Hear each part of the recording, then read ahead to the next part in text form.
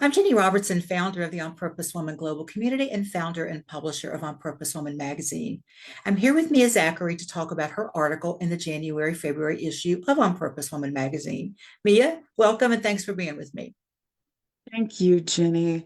I always love these chats with you. It's like just sitting down with a good friend in your living room and just having a conversation. So thank you for inviting me back. I love this too. It's one of my favorite things to do in my work, and I really want to appreciate you for always sharing your gifts with the community. So this is not the first that you've written for us, and it certainly won't be the last. And I am excited to talk about your article, but first, tell our viewers what you want them to know about you. Most important thing, like if this was my wake, what would I want people to say? I think I would want people to say she did her best to be kind. That's what my mother always modeled. My late mother was just the kindest woman that I've ever met. And so I do my best to lift as I'm climbing. Um, they say a rising tide lifts all boats, and that's what I'm attempting to do as well. I am an ordained metaphysical minister. I am an intuitive counselor. I'm a Reiki master teacher. I'm a life coach. I'm a book editor. I'm a priestess of the way of love. All of these sound really fancy and important. And when I allow my ego to get in the way, they are. But at the end of the day, I am just another spiritual being having a human experience and trying to figure it out and teach other people as I go. Love it. I love it. I love it. Thank you so much for that. This is the second in a series of articles that you're writing for On Purpose One magazine. So say a few words about the first one. It was called The Fractured Mirror. That first article was almost like a preface or a prologue, if you will.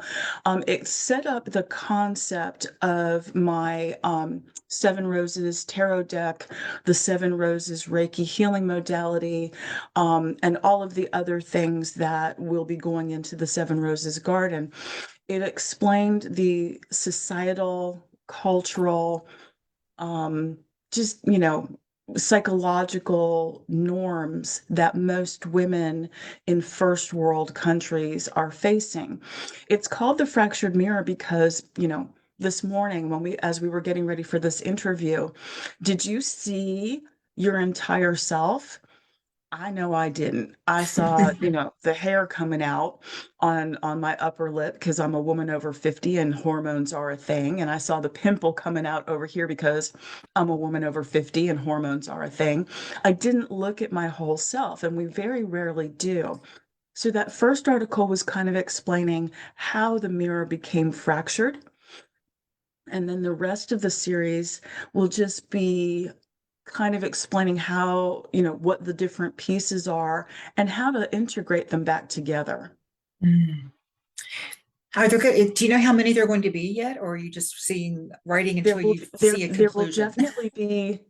definitely be eight, but if you count the fractured mirror as nine, and then the conclusion, it's probably going to be 10 all Wow, told. wow. So it'll go for most of the year. So 2 years worth of really. Yeah. No, that's not quite right because my math was bad just now. But yes, Oh, I look math is forward to not my thing either. I look forward to seeing so many more of these. And your article in the January-February issue is called Meeting Grace in the Mirror. And this is the first one, The Fractured Mirror, was very nonfiction, really. It was had a lot of really salient points and information for women to kind of start to see themselves as to who they really are rather than that fractured vision that we see of ourselves. But this is a fictionalized story now, and you are such a beautiful storyteller. And within your story is just so many powerful points to be made. So why did you choose this fictionalized? And are the rest of them going to be like this until the last one? Okay, Yes, they will. Yes, they that's so will. are you creating a novel to possibly publish at some point? Is That is the that goal. That is the okay? goal that will be published hopefully before the end of the year. Wow, wonderful.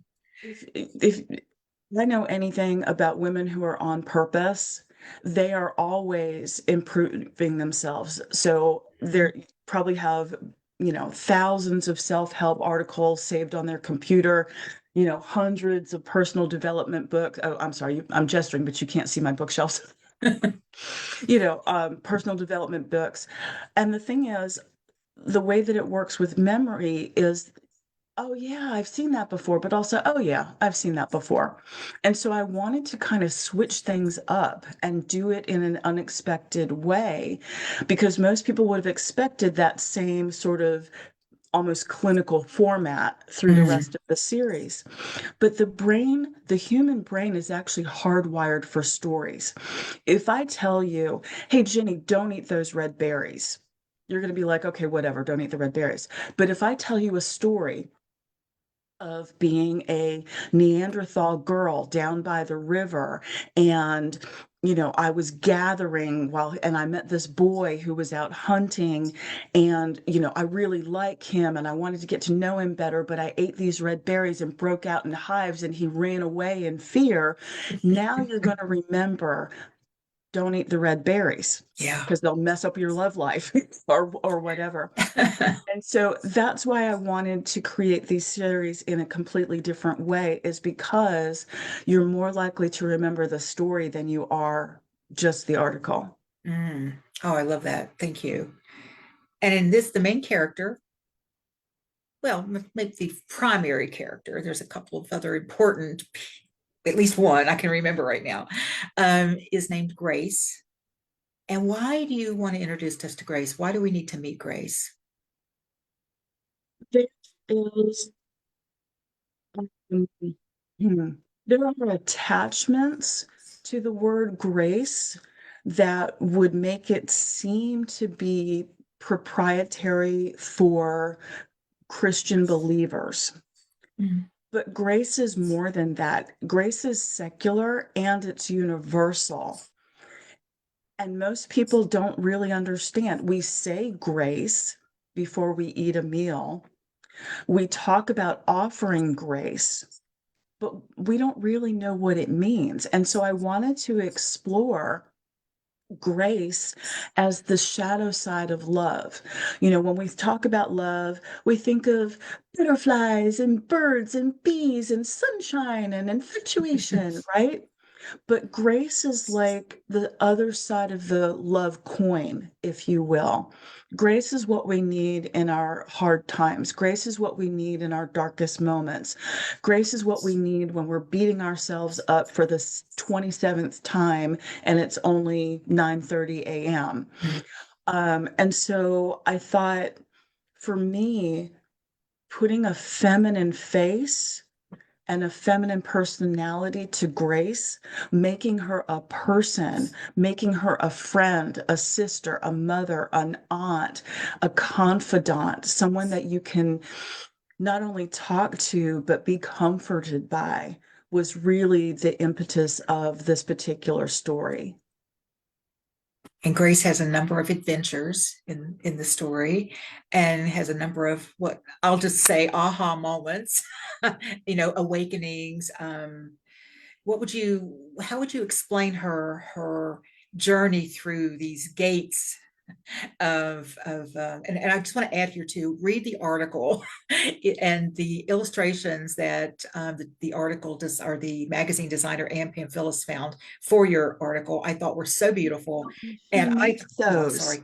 I know I didn't even think she found those. Honestly, she made those because when you oh, read the yeah, article, you'll see she took she little did. You're pieces right. and I think You're she right. made them in AI. They're gorgeous. Yep. They're Yep. She absolutely did. She gorgeous. did. And they fit really well with the story. So we could They actually really do. see They it. really do. Yeah. See it, read it, So, feel it. I just want to say, Grace is not actually the one going on the adventure in the Oh, article. that's You right. She's are. not. That's right. Thank you for that. Thank you for It's that. written, Yes. and Yes. that's another thing that's a little different. It's written in second person, which means rather than, you know, she or Ginny, it's you. Everything is you, because I wanted to make it really personal for the reader. And so this first one, Meeting Grace in the Mirror, is really more of an introduction to the deeper story. but the reader arrives in the midst of a thunderstorm, which is sort of an analogy for all that you might be going through at this time. But you're welcomed into this sanctuary, to this shelter, and you're shown around and you're made welcome, and it's explained, who you're going to meet and what you're going to see here. And then the adventure begins in the next Mhm. article. If you, without, we want people to read the article, but we want to give them even more reasons to read it. If you could tell us what you think is like just one of the things that we can find for ourselves as we're going through this adventure, um, what would that be? Or an awareness that we might get as we go through it. I think really we spend, I don't want to give too much away. Right, right. So let me see. The best way to say this might be,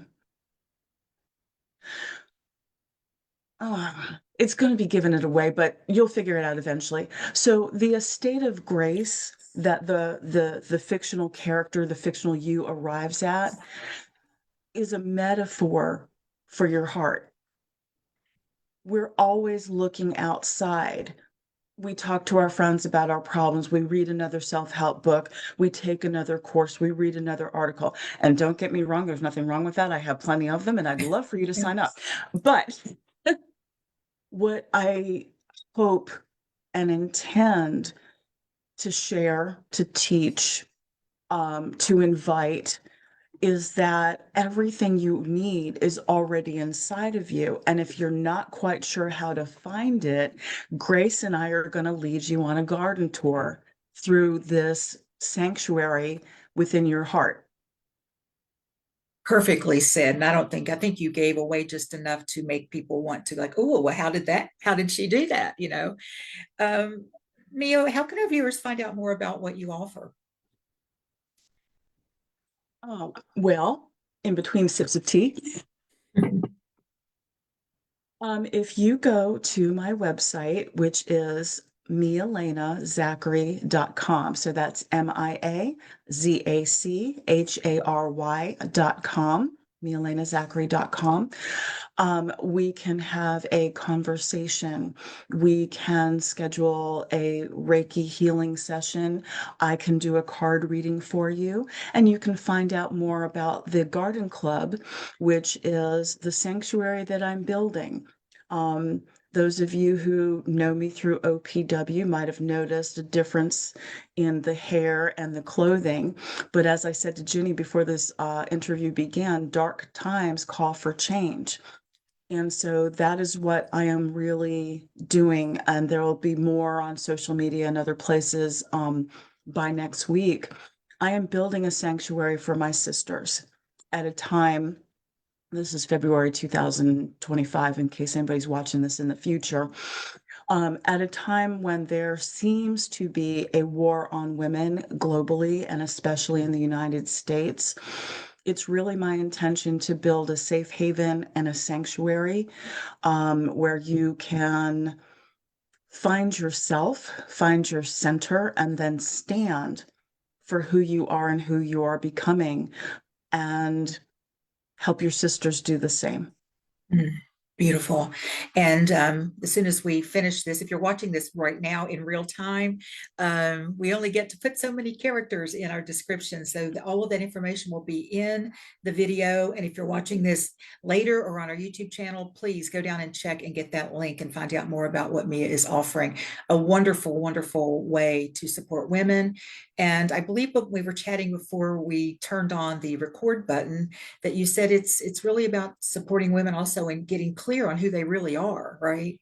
And get that power that's behind the real them, not that person we're seeing in the mirror, in that fractured mirror. Yeah.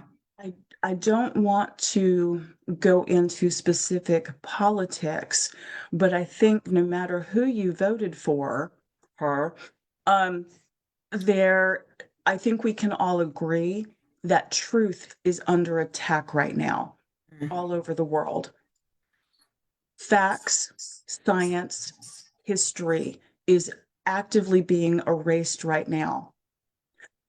And there is a clear and present danger that the only truth that we're going to have left is this one: who you truly are, what you truly believe, what you truthfully believe, and how you can show up in the world unafraid, centered, grounded, supported, fiercely feminine.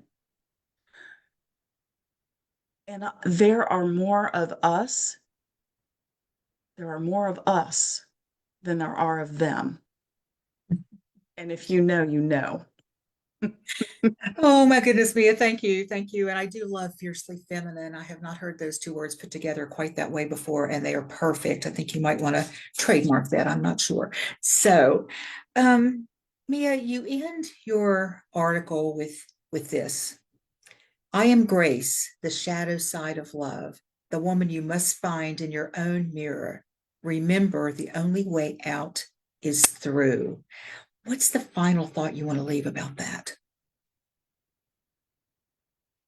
There's a lot of talk in the personal development community about something called spiritual bypassing. Mm. And what that means is wanting to claim a level of enlightenment or ascension or personal growth without actually doing the work to get there. And so that's a conversation for another day, because I call bullshit on spiritual bypassing as a suicide failure, as someone with chronic depression. I call it protecting myself and my mental health, but that's a conversation for another day. So, what I mean by the only way out is through is in this metaphor of the estate of grace. You can't just show up at the front door and go back out the same way. You actually have to travel through all of the different gardens within the estate to find yourself on the other side. Yeah. Great final words. Read the article, y'all. Read the article, and the link is in the text of this video, but it's OPWGC, that stands for On Purpose Woman Global Community, opwgc.com/magazine. And you can also go into our archives on the page and read Mia's article in the November-December issue, because as she said, that's the preface for this beautiful fictionalized series she will be sharing and gifting us with. Mia, thank you so much for sharing your heart, your wisdom, your beauty, your all of that with us. I adore you, and I really appreciate the gifts that you're giving all of us. Jenny, thank you so much. And honestly, none of this really would have been possible without you. You know, you have created a sanctuary and a safe haven for women to play in the sandbox, get messy, and be okay with all of that. So thank you for all that you do.